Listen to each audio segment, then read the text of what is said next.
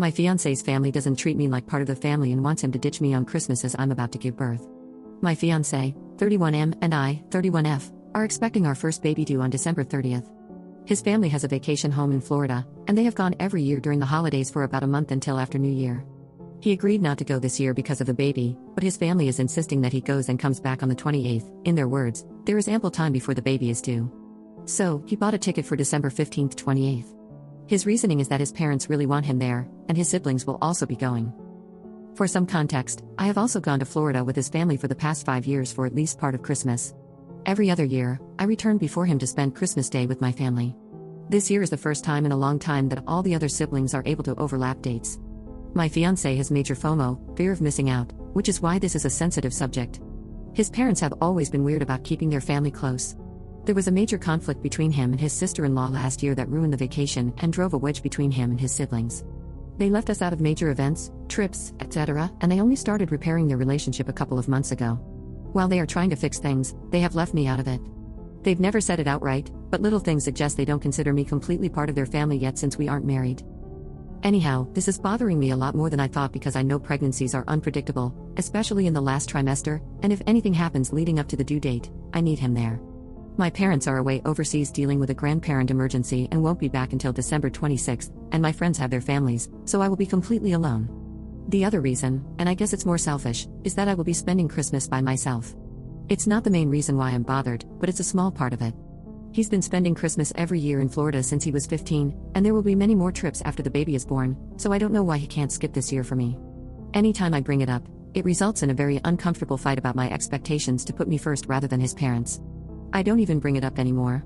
His parents have always been kind to me, but they also don't see any problem, so I think I'm going crazy. Update 1. I'm sorry for not updating sooner. Everything has been overwhelming and I'm trying to deal with a lot. The good news is that my mom arrived home yesterday. When I explained everything to her, her sister, who is a retired nurse, insisted she come too. I'm so thankful to have them here, though, it's hard to get my feelings across as there's a bit of a cultural barrier.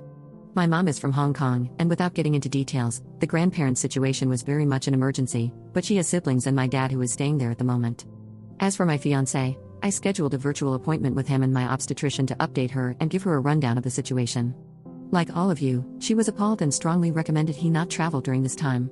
Her words were, "In my professional opinion, I'm going to very strongly recommend you reconsider your plans. In my personal opinion, I'm going to insist it." It was probably on me for not alerting her sooner regarding his travel plans. After that, he is still going, but adjusting his date so he will be back on the 22nd. There will be a one-day overlap with his siblings. His mom isn't too happy he won't be there for Christmas, and she suggested he fly back later on the 25th instead so he can spend a part of Christmas Day with them, but he said no. It's still not ideal for me. My mom and aunt have insisted on speaking with his parents, so we've scheduled a call with them later today. I reached out to my best friend too about this after I read some of your responses and PMs. She was livid and informed her husband that she doesn't care if it's on Christmas Day. If I go into labor, she will drop everything and be there. She's also been kept up to date about who will be with me while he is away and will be visiting. I know there were a lot of questions regarding the family, but I can't address all of them. It's too much to write out.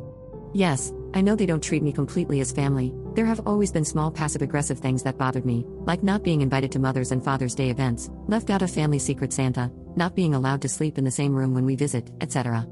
Yes, I know that his mother must be aware that he shouldn't be leaving me at 37 weeks. She's not dumb, and I update her after all my appointments, so I know she knows this too. I don't know why she's saying it's okay, but I have an idea why. My mom has made it clear she will be addressing all of this in the call.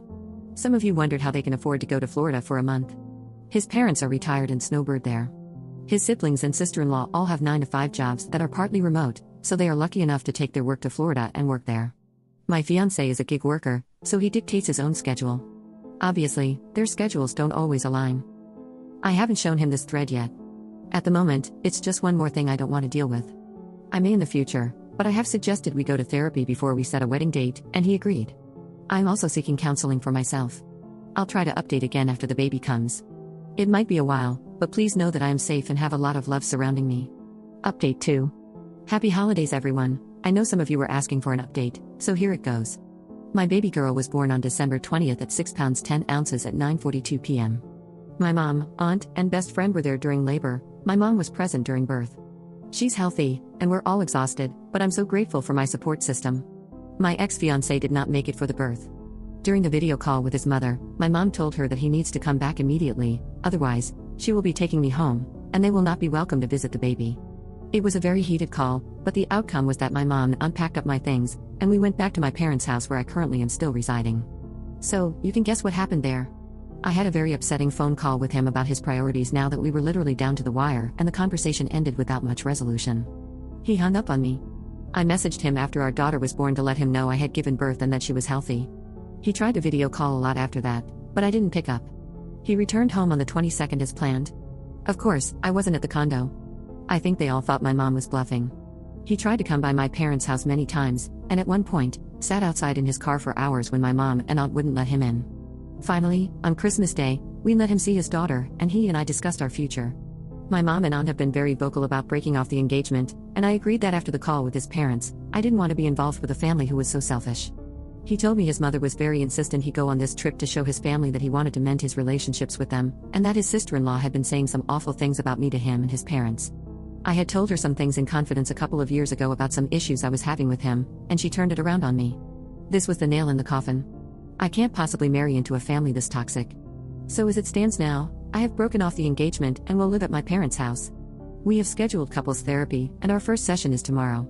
He has apologized profusely and asked to stay with me to help with his daughter. My mom doesn't want him sleeping here, so he's been coming by in the morning to help with her and then leaving in the evening. His parents have told him that they would like to see our daughter as soon as they come back, and he has video chatted with them once to show our daughter to them. That's basically where we stand now. Undoubtedly, the situation will get more complicated once his parents come back, but I can't think about that right now. My baby girl is healthy and has a nursery set up in my childhood bedroom. She's surrounded by people who would give her the world. My aunt, who I haven't seen since I was 10, is here. Those are the positive things I'm focusing on.